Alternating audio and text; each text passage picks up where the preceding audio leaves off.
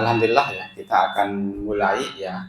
Sesi pertama ini adalah sebagai kelanjutan dari yang disampaikan oleh Prof. Amir tadi ya.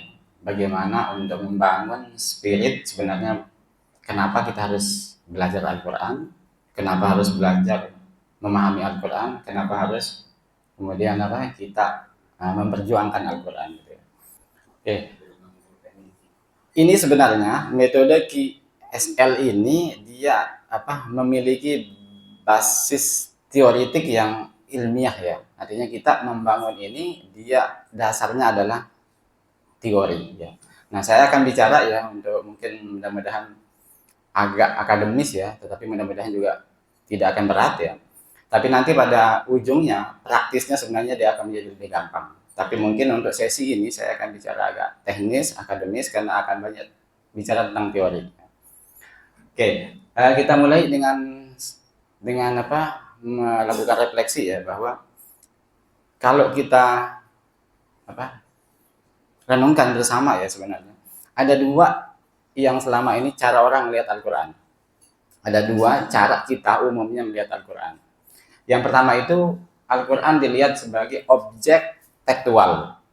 Yang namanya objek tekstual ya kayak tag ya, tag yang kemudian kita sebagai pihak yang kemudian mengakses tag ya, dia sebagai objek. Makanya saya katakan sebagai objek tekstual. Yang dalam bahasa Arabnya disebut nas. Ya. Itu umum ya, artinya kalau kita melihat Al-Quran sebagai objek tekstual, maka dia sebenarnya tidak terlalu berbeda dengan tag-tag yang lain. Kita memperlakukan dia sama dengan tag-tag yang lain. Artinya apa? Hubungan kita dengan Al-Quran adalah hubungan antara subjek, pembaca yang sedang membaca teks. Itu yang pertama. Nah, tapi kemudian ada juga perspektif lain yang sebenarnya sudah dipraktikkan oleh para ulama-ulama terdahulu, yaitu apa?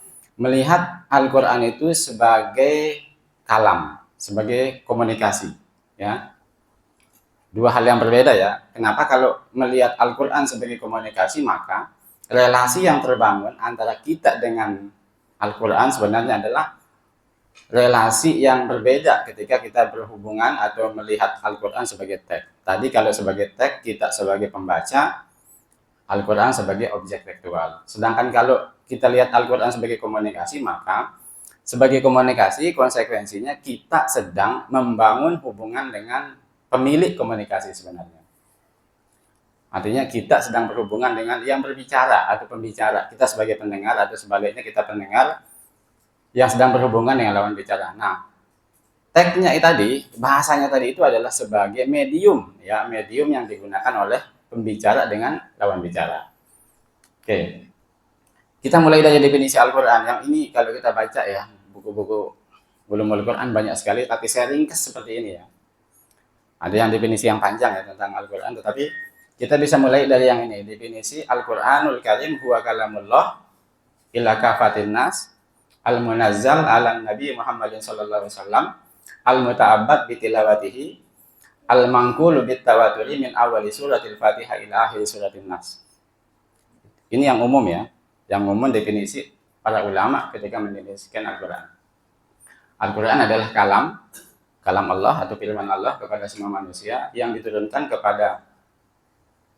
pertama kali kepada Nabi Muhammad ya, yang membacanya adalah ibadah, ditransmisikan melalui jalur yang mutawatir, artinya sampai kepada kita jalurnya memang dia otoritatif, mutawatir, yang dimulai dari awal surat Al-Fatihah hingga akhir surat An-Nas. Itu definisi umumnya. Nah, yang ingin saya tekankan, kenapa saya kasih tanda ini kalam, ini sebenarnya titik tekannya. Ternyata sejak awal memang Al-Quran itu oleh para ulama itu bukan teks, tapi kalam. Ya, tapi gimana kemudian ceritanya bergeser menjadi teks, itu masalah lain. Oke, sebagai kalam, ya, kalam ada istilah lainnya kan, ada menyebut khitab ya. Khitab, kalam, wahyu itu semua adalah maknanya komunikatif. Tidak ada kata-kata yang menunjukkan bahwa dia adalah sebagai teks, objek tekstual. Dia sebagai kalam, firman, atau khitab, atau wahyu. Itu semuanya adalah identik dengan makna komunikatif. Sehingga Al-Quran sederhananya adalah komunikasi Allah sebenarnya. Al-Quran adalah firman Allah, komunikasi Allah kepada manusia. Oke. Nah, bagaimana kita bisa melihat Al-Quran sebagai komunikasi ya? Umumnya gini, komunikasi itu baru dikatakan komunikasi unsur-unsurnya 3 ya, harus terpenuhi 3 hal. Satu ya, ada mutakallimnya, ada pembicara. Yang kedua ada lawan bicara, muhatabnya, ada khitab. Artinya dalam sebuah komunikasi 3 hal ini harus ada. Artinya tidak mungkin ada komunikasi tanpa ada mutakallim. Atau kita misalnya berbeda dengan ketika mengakses teks. Ya, kadang-kadang kita bisa memahami teks tanpa mengetahui, tanpa sadar siapa yang membuat teks. Itu teks, karakter teks. Tapi sebagai komunikasi maka kita harus tahu ada mutakallimnya, ada mukhatabnya, ada khitabnya. Artinya 3 hal ini adalah syarat sesuatu bisa dikatakan sebagai komunikasi. Nah, cuman masalahnya kadang-kadang kita menganggap komunikasi itu hanya komunikasi yang sifatnya interpersonal, langsung ya. Padahal enggak. Komunikasi itu bisa terjadi juga ya. Tidak harus face to face, tidak harus berhadapan langsung ya. Asalkan ya, tadi ya. Asalkan terjadi interaksi antara pembicara dengan lawan bicara. Sekalipun itu berbeda ruang, tempat, dan waktunya. Itu komunikasi. Nah, dalam komunikasi itu ada istilah coding time, ada namanya receiving time.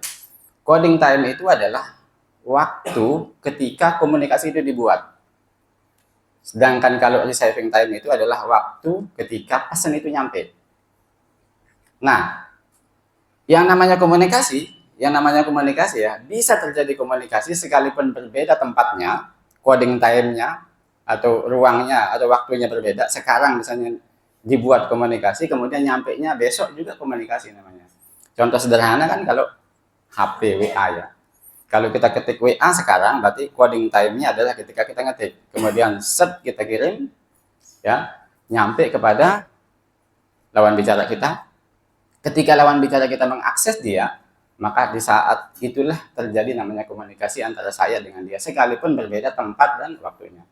Sehingga ketika saya mengatakan Al-Quran komunikasi, jangan dibayangkan harus komunikasi face to face ya. Komunikasi itu lagi-lagi syaratnya, yang penting ada pembicara, ada lawan bicara, yang kemudian ada pembicaraan, ada kode ya, ada transfer kode, yang kemudian sekalipun itu terjadi ada perbedaan antara coding time dengan receiving time-nya. Oke, nah ini menarik nih, bahwa Al-Quran sebagai komunikasi ini akan berbeda ya. Kalau kita melihat Al-Quran sebagai komunikasi, cara melihat ya, satu ini, dalam komunikasi tadi itu, sebenarnya yang terjadi adalah relasi pembicara dengan lawan bicara itu adalah relasi subjek-subjek. Saya pembicara, saya lawan bicara adalah muhatab saya, maka relasi saya adalah relasi subjek-subjek. Itu yang pertama. Kemudian yang kedua, bahasa dalam komunikasi adalah media, alat ya, bagi partisipan. Partisipan ini maksudnya baik pembicara ataupun lawan bicara ya, yang digunakan oleh kedua-duanya dalam rangka untuk koordinasi tindakan. Ketika saya mengatakan ke anak saya, tolong tutup pintu, berarti saya sedang komunikasi dengan dia sebagai lawan bicara, maka kata-kata tolong tutup pintu itu adalah alat media yang saya gunakan untuk mengkoordinasikan maksud saya kepada anak saya, yang kemudian dia memberikan respon sesuai dengan tangkapan dia terhadap maksud saya. Sehingga di sini sebenarnya bahasa dalam konteks komunikasi itu adalah sebagai alat, media, instrumen untuk mengkoordinasikan tindakan antara pembicara dengan lawan bicara. Kemudian yang ketiga, pembicara dan lawan bicara ya, dalam sebuah komunikasi itu kan dia terikat ya, terikat secara timbal balik. Terikat secara timbal balik itu maksudnya kayak tadi, saya berbicara dengan lawan bicara, maka ketika saya berbicara, maka saya sedang menyatakan maksud saya. Dan dia tugasnya sebagai lawan bicara adalah menangkap apa yang saya maksudkan, kemudian memberikan respon sebagaimana yang saya maksudkan. Itu namanya komunikasi. Ya. Tapi kalau misalnya itu nggak nyambung, ya, kan asumsinya bahwa sedang tidak terjadi komunikasi antara pembicara dengan lawan bicara. Tapi yang terjadi adalah apa? kemungkinan lawan bicara ya tidak sedang ingin diajak bicara kan gitu, sehingga dia tidak merespon. Kemudian yang keempat itu komunikasi adalah bagian dari tindakan. Artinya kita menggunakan bahasa dalam sebuah komunikasi itu adalah bagian dari cara kita bertindak. Nah, ada teori dalam pragmatik ya, yang menjadi frame besar dari penelitian ini, yang mengatakan bahwa ternyata menggunakan bahasa dalam komunikasi itu adalah bagian dari cara kita bertindak, cara kita merubah dunia, cara kita mempengaruhi dunia dalam konteks bahasa sebagai komunikasi. Ya. Nah, dulu orang menganggap bahwa bahasa itu hanya sebagai representasi dari makna. Orang menganggap bahasa itu adalah simbol yang merepresentasikan makna. Dulu orang mengatakan itu. Sampai kemudian ada tokoh namanya John Austin ya, seorang tokoh di barat tahun 1960-an. Menemukan bahasa, ternyata bahasa itu bukan hanya fungsinya fungsi informatif, tetapi juga punya fungsi lain namanya fungsi performatif. Fungsi performatif itu maksudnya apa?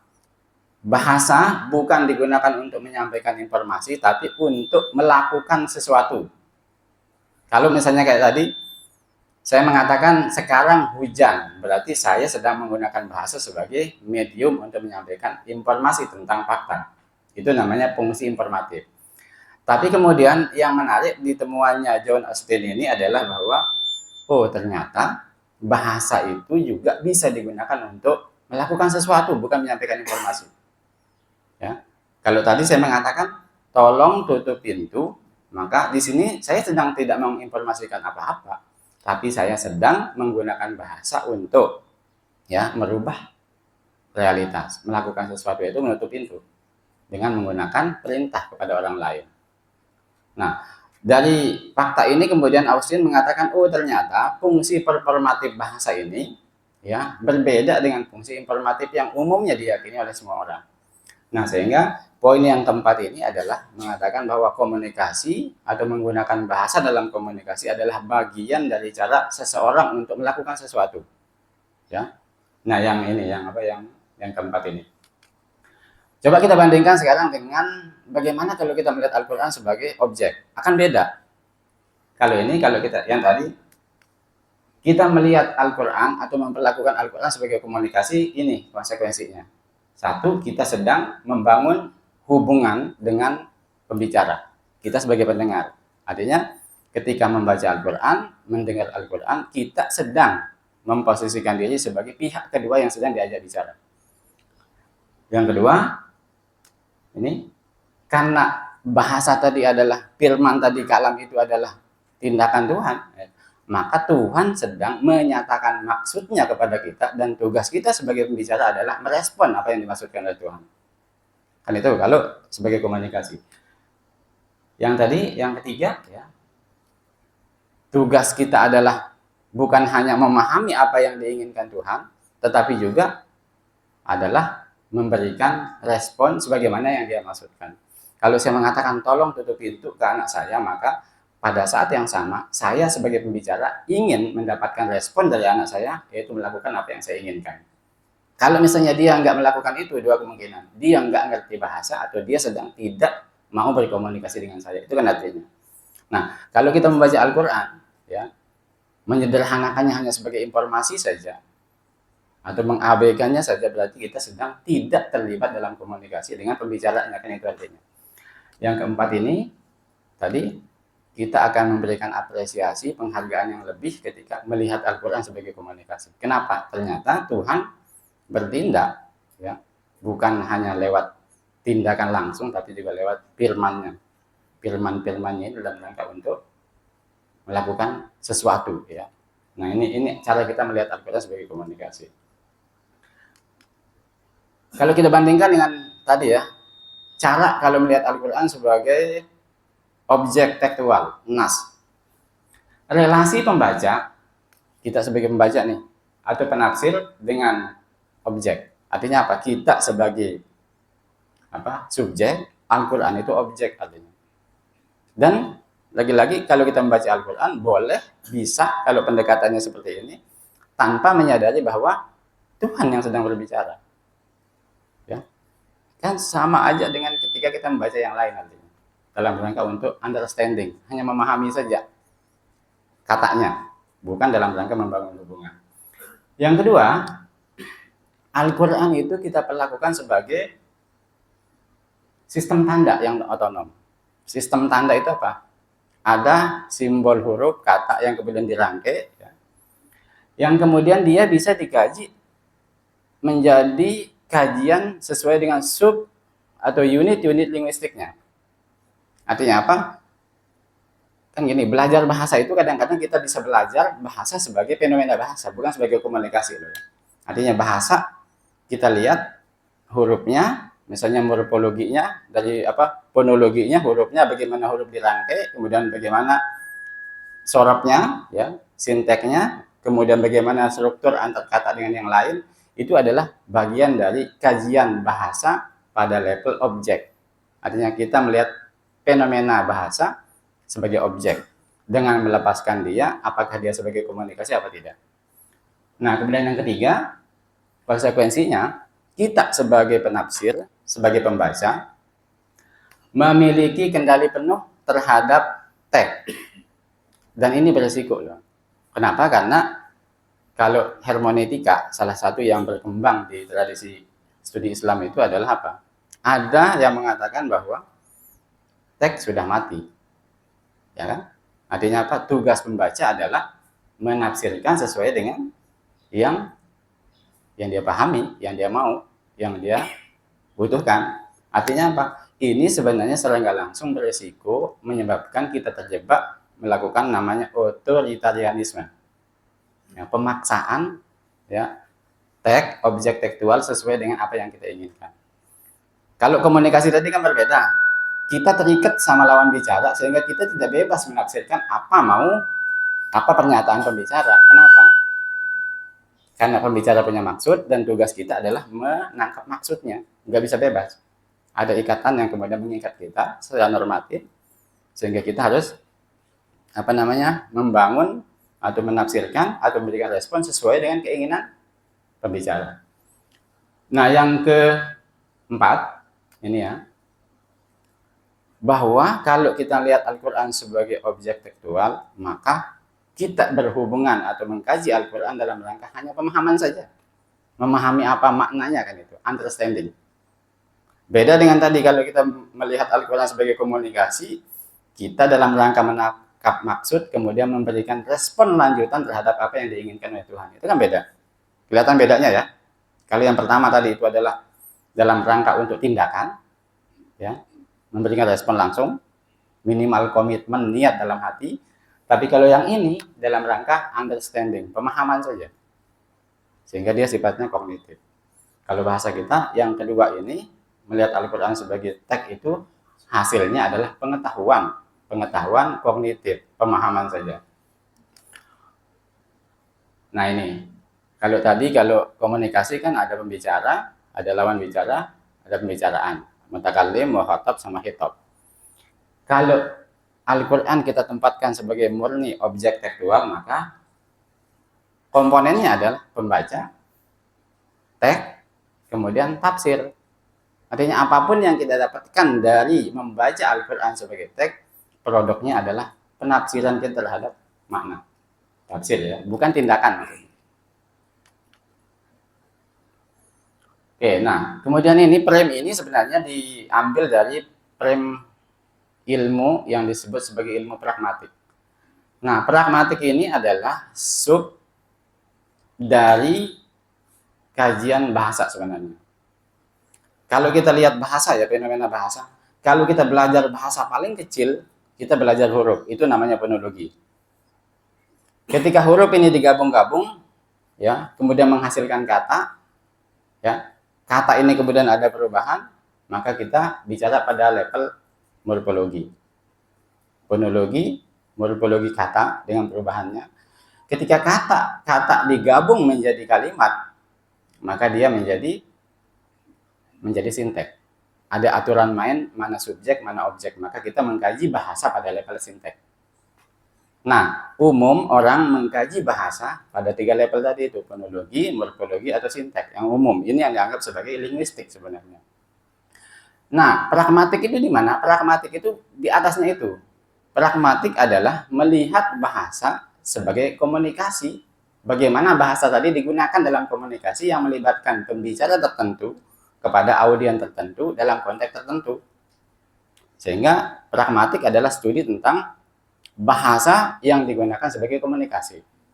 Nah, ini frame teorinya ya. Al-Quran adalah tadi komunikasi Tuhan kepada manusia, kita sebagai audiens, Tuhan sebagai pembicara, kemudian Al-Quran sebagai komunikasi atau hitop tadi. Nah, pada level itu kita bicara. Kita bukan hanya bicara misalnya makna, bukan hanya bicara huruf. Kalau misalnya belajar Iqra itu kan apa ya?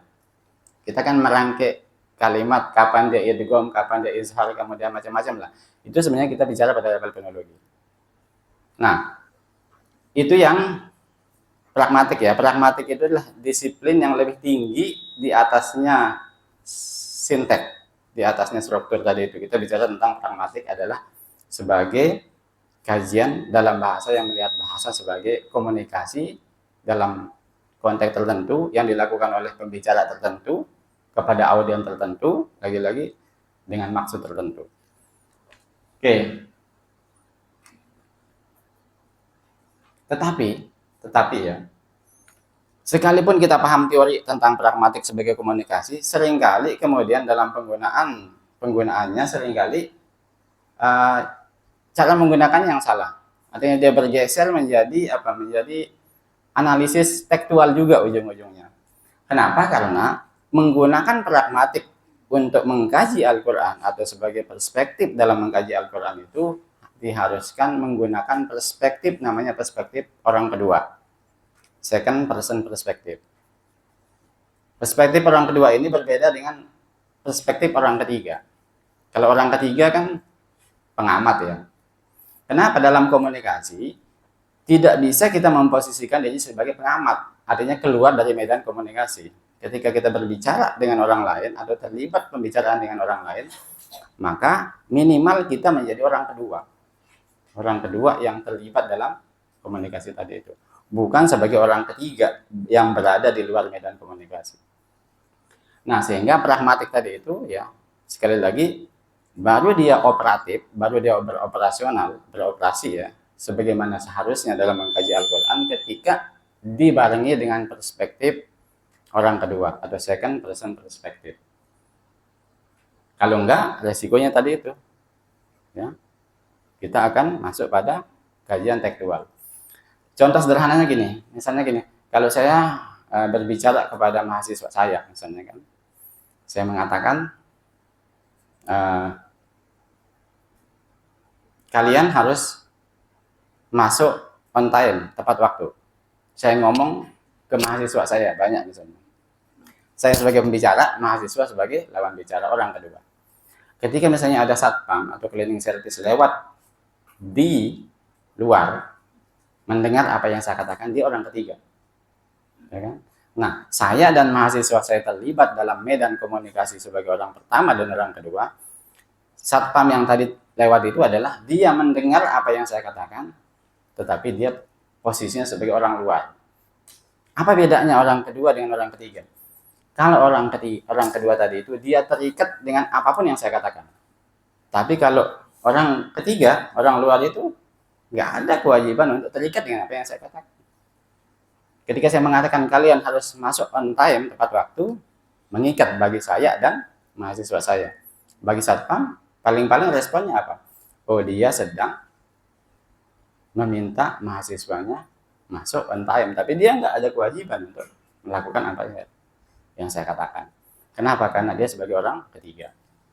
Nah itu. Nah ini agak, mudah-mudahan ya, nggak ribet gitu ya. Karena ini agak teknis juga. Ada 5, 6, tapi saya usahakan bisa 6, tapi kalau enggak ya mungkin 3 ya. yang saya bahas. Ada 6 perangkat konseptual yang kita ambil dari pragmatik, ya, yang kalau kita gunakan dalam mengkaji Al-Quran, ya, sebagai komunikasi tadi itu akan menghasilkan sebuah istilahnya pola yang baru. Yang pertama yang disebut sebagai speech act.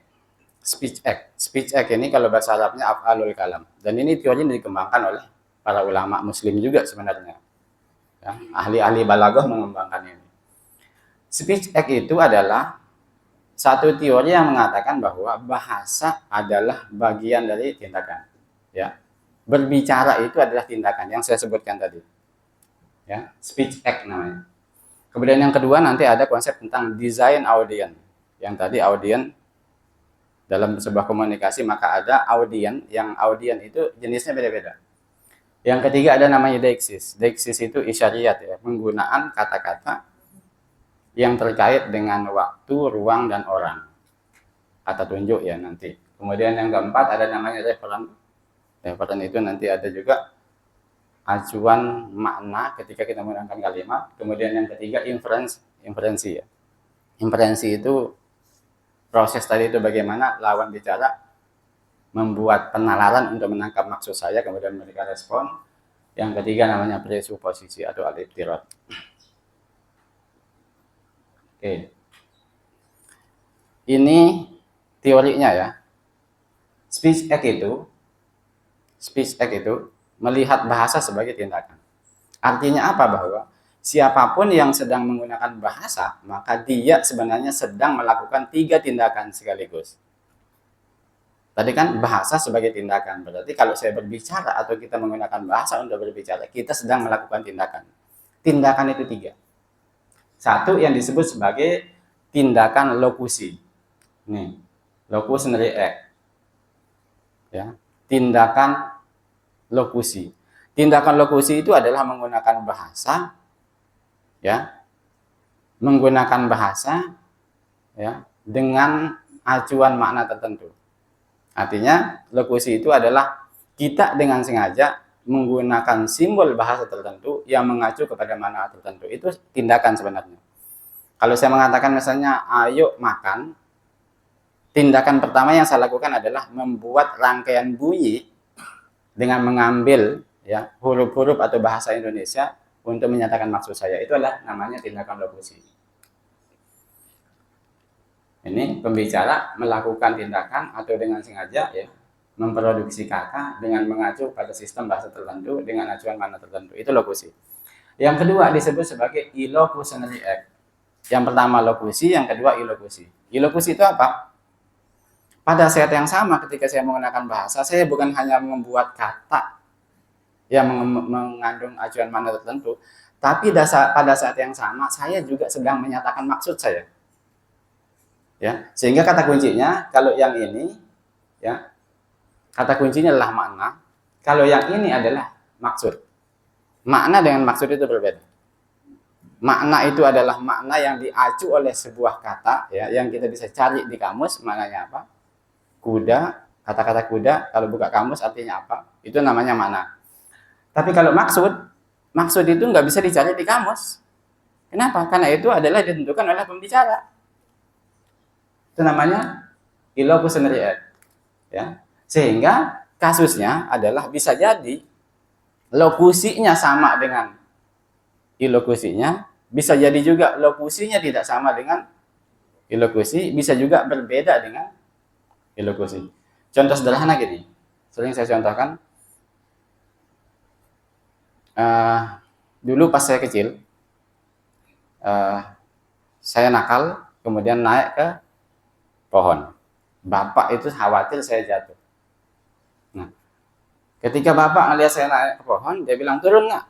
Tapi saya bandel, saya naik terus. Akhirnya lama-lama bapak saya merubah kalimatnya. Ya udah naik dah. Kemudian saya turun. Ya kan? Nah, coba kalau kita lihat kasus. Kata-kata naik itu apa artinya? Kan ke atas. Itu mana kamusnya loh. Di mana-mana buka kamus namanya naik mesti ke atas. Ya kan? Tetapi kenapa kemudian saya turun? Karena maksud bapak saya ketika mengatakan naik, cepat turun kan gitu. Dari mana? saya tahu maknanya adalah turun karena saya terikat secara komunikatif dengan bapak saya, sehingga saya bisa menangkap maksud. Nah, ini untuk kasus antara lokusi dengan ilokusi itu bertolak belakang. Ya, lokusi mengatakan A, ternyata ilokusinya sebenarnya B, itu apa? Min A. Nah, ini contoh ya. Artinya kita tadi kan tindakan 1, tindakan 2. Tindakan 1 adalah lokusi, membuat rangkaian bunyi ya dengan ajuan mana tertentu. Kemudian yang kedua adalah menyatakan maksud. Lagi-lagi ini disebut sebagai sentence meaning, makna kalimat. Ini disebut sebagai speaker meaning, makna sebagaimana dimaksudkan oleh pembicara.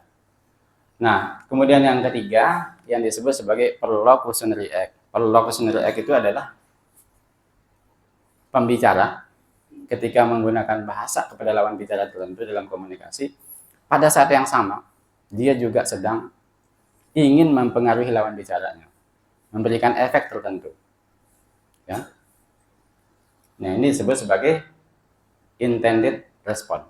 Artinya apa yang saya harapkan dari lawan bicara saya, yang kemudian lawan bicara saya itu melakukannya. Ya. Saya contohkan sederhana, misalnya tadi contoh yang pertama, kalau saya mengatakan tutup pintu itu, saya ngomong ke anak saya pembicara, lawan bicara saya adalah anak saya. Kemudian saya perintahnya adalah tutup pintu itu, contoh ya. Nah, maka yang saya lakukan ketika mengatakan itu 3 hal. Satu adalah membuat bunyi kata kalimat yang mengacu kepada makna tertentu, tutup pintu itu. 3 kata saya rangkai. Itu namanya lokusi. Yang kedua, ya, pada saat yang sama saya sedang memaksudkan sesuatu dengan kalimat saya. Apa maksud saya? Meminta dia untuk melakukan sesuatu. Memerintah. Saya bermaksud untuk memerintah. Kemudian yang ketiga adalah saya pada saat yang sama ingin memberikan efek tertentu kepada lawan bicara saya. Artinya apa? Yang saya harapkan adalah dia bergerak kemudian apa? Mendorong pintu sehingga tertutup. Efek yang dia lakukan, perubahan yang terjadi pada lawan bicara sebagai akibat dari komunikasi saya disebut sebagai perlocutionary act atau intended response. Oke. Ini mungkin agak teknis ya, tapi nggak apa-apa. Nah, sekarang kalau tadi Al-Quran, kita kembali ke Al-Quran. Al-Quran adalah speech act Tuhan kan artinya. Tuhan sedang bertindak, melakukan tindak komunikasi melalui Al-Quran. Nah, untuk lebih sederhananya, kita bisa mengatakan bahwa Al-Quran itu bukan hanya speech act, tetapi standing speech act. Apa standing speech act? Kalau speech act tadi itu kan, kalau standing speech act ini adalah tindakan abadi. Kalau saya definisikan gini, standing speech act ini adalah tindakan komunikasi yang dibuat sekali kita bicara, ya, bisa diakses berkali-kali oleh pendengar, pembaca yang berbeda-beda, ya, ruang dan waktunya sekali dibuat, tetapi kemudian dimaksudkan untuk audien yang berbeda-beda, waktu dan tempatnya, dan tidak harus berbentuk tulisan sebenarnya. Contoh sederhana ini pengumuman, ini kan standing speech act dia. Kalau misalnya tulisan jagalah kebersihan, itu kan yang membuat tulisan itu dia sedang berkomunikasi kepada siapa? Ke audien yang nggak terbatas. Siapapun yang membaca tulisan itu adalah yang dia niatkan sebagai lawan bicaranya. Sampai kapanpun siapapun yang membaca itu. Iklan sama teks hukum, petunjuk manual, ya ini adalah namanya standing speech act. Oke, nah kemudian sebagai sebuah standing speech act, ternyata Al-Quran itu sederhana. Seperti yang disampaikan Prof. Amir tadi itu sederhana. Sederhananya gimana? Kenapa? Karena ternyata komunikasi Al-Quran itu yang banyak sekali ayatnya itu bisa disederhanakan hanya menjadi 4 pola. 4 pola saja. Ya, kan banyak sekali ini kadang-kadang membuat kita gimana susah mungkin membayangkan. Tapi sederhananya ada 4 pola saja komunikasi Al-Quran itu. Yang satu, pertama, itu yang disebut sebagai asertif kalau istilah pragmatiknya. Asertif itu apa? Pembicara, Tuhan sedang menggunakan bahasa untuk ya menginformasikan sesuatu. Kalau bahasa kita itu khobar, ya. khobariyah, ikhbar. Ya. Khobar ini adalah pembicara sedang menggunakan bahasa untuk menginformasikan satu fakta kepada lawan bicaranya. Ini namanya ikhbar. Kemudian yang kedua disebut direktif. Direktif itu adalah pembicara menggunakan bahasa untuk meminta lawan bicaranya melakukan sesuatu. Bentuknya macam-macam. Tolab ini ada bentuknya anjuran, ada bentuknya doa, ada bentuknya perintah, ada bentuknya larangan. Semua kan tolab maksudnya. Kemudian yang ketiga itu adalah ekspresif, yaitu pembicara sedang mengekspresikan perasaannya kepada lawan bicara. Ini kalau komunikasi biasa. Kalau misalnya saya meminta maaf kepada Anda, ini namanya ekspresi. Artinya ada sesuatu yang dia sedang ekspresikan terkait dengan mental state, namanya kondisi mentalnya yang pada lawan bicara. Itu disebut sebagai ekspresi. Dalam konteks Al-Quran banyak kita temukan ketika Tuhan misalnya bicara tentang kemahakuasaannya, kemurkaannya, apalagi kecintaannya, itu adalah ekspresif. Kemudian yang ketiga adalah komisif. Komisif itu bahasa lainnya janji. Al-wa'du wal-wa'id ya. Bentuknya macam-macam ini juga. Nah, kalau kita lihat Al-Quran itu sebenarnya pola komunikasi Al-Quran itu hanya 4 ini. Kalau enggak informasi, permintaan untuk melakukan atau tidak melakukan sesuatu, mengekspresikan sesuatu, kemudian juga menjanjikan sesuatu. Janji itu kan terkait dengan sesuatu di masa depan. Kalau saya mengatakan nanti malam saya datang ke rumahmu, itu janji. Artinya saya sedang menggunakan bahasa untuk menjanjikan kepada lawan bicara saya untuk melakukan sesuatu di masa depan. Itu namanya komisif, tau'id. Yang keempat ini nggak usah kita bahas. Nah ini. Yang ketiga namanya deksis. Yang pertama tadi speech act. Kedua adalah desain audien. Desain audien itu kalau bahasa kita itu kan gini. Kalau misalnya Al-Quran kita lihat sebagai sebuah komunikasi Tuhan, maka sebenarnya komunikasi seperti apa? Kalau saya mengatakan Al-Quran itu adalah komunikasi dalam bentuk komunikasi publik. Publik itu apa maksudnya? Satu pembicaranya, audiennya banyak. Kan itu, pembicaranya Tuhan. Audiennya apa? Semua umat manusia. Sampai kapan? Sampai hari kiamat. Siapapun baca Al-Quran itu diajak sebagai audien dari Al-Quran. Sehingga kita bisa mengatakan bahwa audien Al-Quran itu banyak, pembicaranya tunggal, Tuhan. Nah, konsep tentang desain audien ini atau anwa'ul mukhatabin tadi itu, ini penting ya untuk kemudian bagaimana mengkaji atau memahami Al-Quran sebagai komunikasi. Kenapa? Karena tadi itu, ternyata audien tadi itu dalam komunikasi publik itu kan macam-macam. Ada yang pertama disebut sebagai adresi. Istilahnya adresi ini adalah pihak yang saya tuju langsung dalam komunikasi publik. Satu orang yang saya katakan kamu, Anda, atau engkau. Itu adalah namanya adresi. Sedangkan kalau partisipan adalah orang yang tidak saya tuju langsung, tapi saya maksudkan untuk juga mendengar apa yang saya katakan. Artinya dia juga terikat dengan apa yang saya katakan. Sedangkan yang ketiga disebut sebagai pengamat, orang ketiga tadi itu. Nah, contoh kalau tadi mahasiswa ada 40 orang, saya ngomong, misalnya kan, kamu jangan telat loh. Saya bilang ke satu orang, misalnya Andi namanya. Andi, kamu jangan telat. Andi ini namanya sebagai audien, lawan bicara, dia namanya adresi.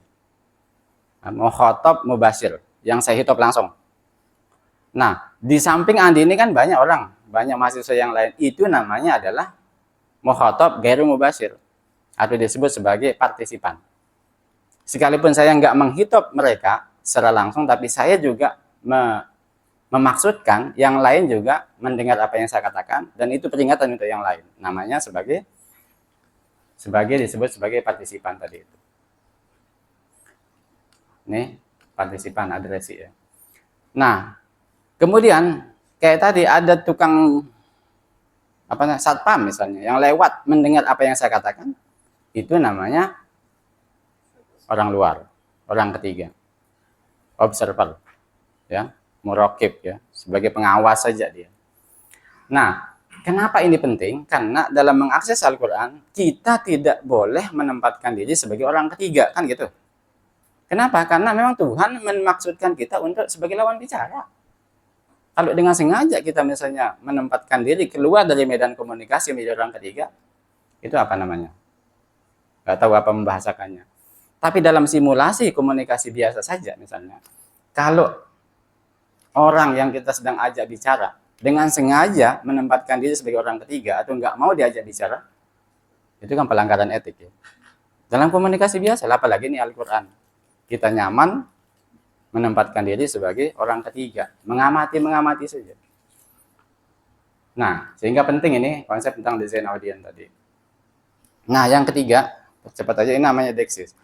Deksis ini adalah sebuah titik acuan yang dibuat oleh pembicara dalam sebuah komunikasi yang terkait dengan 3 hal. 1, waktu, ruang, dan orang. Ya. Artinya dalam komunikasi kita pasti pakai Deksis. Deksis terkait dengan 3 hal tadi. Waktu, ruang, dan orang.